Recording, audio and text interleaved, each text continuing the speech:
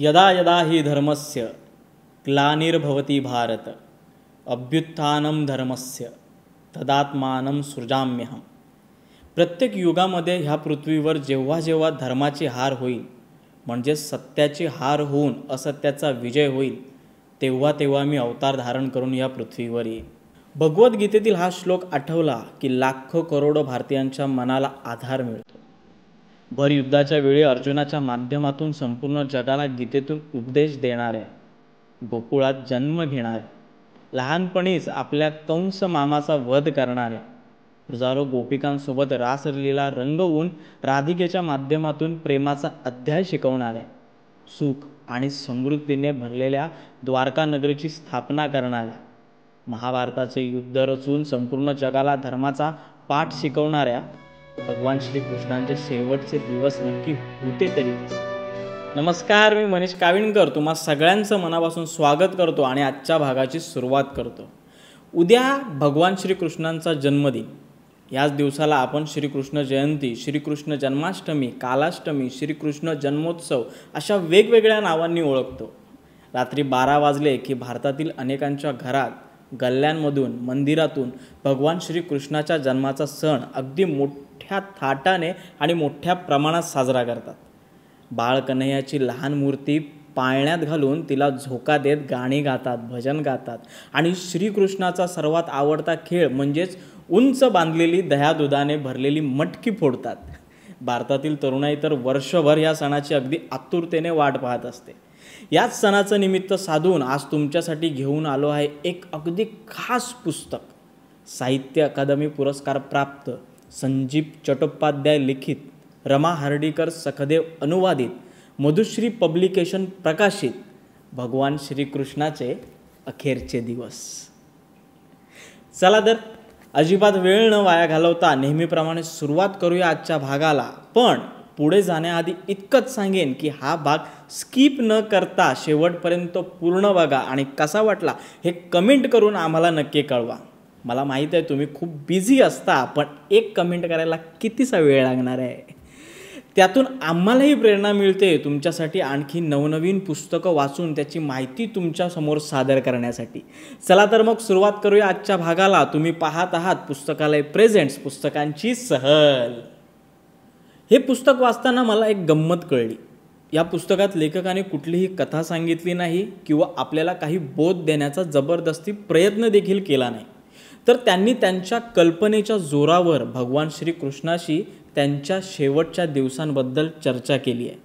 वाचताना ह्या गप्पा खऱ्या वाटतात, प्रसंग अगदी आपल्या नजरेसमोर उभे राहतात आणि त्यातून बोध हा आपोआप होतो। असं म्हणतात की महाभारताच्या युद्धानंतर, श्रीकृष्णाच्या मृत्यूनंतर कलियुगाची सुरुवात झाली। हाच कलियुग ज्या युगात सध्या आपण जगत आहोत आणि त्याचे चांगले वाईट परिणाम भोगत आहोत। सत्यावर असत्याचा विजय, धर्मावर अधर्माची मात, महामारी, प्रदूषण, नवनवीन आजार, आपसात भांडणं, अत्याचार, हिंसा अशा अनेक विकारांनी ग्रासलेला सध्याचा युग म्हणजेच कलियुग।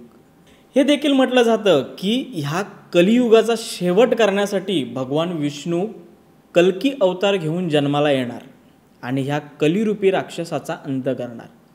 याच विषयावर आधारित कल्की हा सिनेमा देखील सध्या खूप चर्चेत आहे। कलियुग या विषयावर आणखी एक वेगळा भाग बनू शकतो, त्यामुळे आपण पुन्हा पुस्तकाकडे वळूया।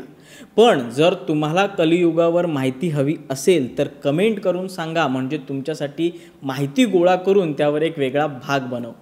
चला तर पुन्हा वळूयात पुस्तकाकडे। श्रीकृष्णाचा जन्म, बालपण, तरुणपण आपल्याला सगळ्यांनाच माहीत आहे। आपण टीव्हीवर, पुस्तकात, स्टोरीजमध्ये पाहिलाय, वाचलाय आणि ऐकलाय सुद्धा, त्यामुळे तो इथे सांगण्यात काही अर्थ नाही। लेखकाने डायरेक्ट मुद्द्याला हात घातलेला आहे। महाभारताचे युद्ध घडवून आणून कौरवांचा सर्वनाश केल्यामुळे गांधारीच्या मनातला राग लेखकाने इथे व्यक्त केला आहे। तिने दिलेला शाप कसा खरा ठरतो याचे प्रूफ आपल्याला ह्या पुस्तकात मिळतात। द्रौपदीच्या वस्त्रहरणाची कहाणी तर आपल्या सर्वांनाच माहीत आहे, पण पुढे द्रौपदी त्या प्रसंगाबद्दल जाब विचारते आणि तिची अब्रू वाचवल्याबद्दल आभार देखील मानते। असा कठीण प्रसंग लेखकाने त्यांच्या संभाषणातून अगदी सहज मांडलाय। तुम्हाला माहीत आहेच की महाभारत ह्या युद्धाची रचना भगवान श्रीकृष्णाने आपल्याला धर्माचं ज्ञान सांगण्यासाठी केली होती. पण यात असंख्य बळी गेले, कित्येक वंश समूळ नष्ट झाले. याचे परिणाम खुद्द भगवान श्रीकृष्णाला देखील भोगावे लागले. त्यांनी स्वतः उभारलेली द्वारका नगरी पाण्याखाली गेली. तिथे लोकांनी आपसात लढून एकमेकाला संपवून टाकले. शेवटी श्रीकृष्ण एकटेच उरले होते आणि एका जर नावाच्या शिकाऱ्याकडून चुकून बाण लागून स्वतःचा मृत्यू करून घेतला. त्यामागे देखील खूप मोठी कथा आहे. ती कथा सांगून मी हे पुस्तक वाचण्याची तुमची गंमत घालवणार नाही, पण हे सर्व प्रसंग लेखकाने श्रीकृष्णासोबत चर्चा करताना आपल्या नजरेसमोर मांडले. तुमच्याही मनात प्रश्न पडला असेल की जगाच्या निर्मात्याने निर्माण केलेली नगरी आज पाण्याखाली का आहे? त्यासाठी दोन महत्त्वाचे शाप कारणीभूत ठरतात. एक जो गांधारीने श्रीकृष्णाला दिला होता आणि दुसरा शाप जो ब्राह्मणांनी यादव कुळाला दिला होता. गांधारीबद्दल तर माहीतच आहे, पण ब्राह्मण शापाबद्दल आपण थोडंसं जाणून घेऊया, जेणेकरून तुम्हालाही कळेल की हे पुस्तक नक्की का वाचावं. तर झालं असं की काही महान ऋषीमुनी द्वारकेजवळ असलेल्या पिंडारक ह्या ठिकाणी जात होते. त्या वाटेवर यादवांची द्वारकेतील काही लहान मुलं खेळत होती. ते एका मुलाच्या पोटाला कपड्यांचा गोळा बांधून त्याला गर्भवतीसारखं सजवून खेळत होते.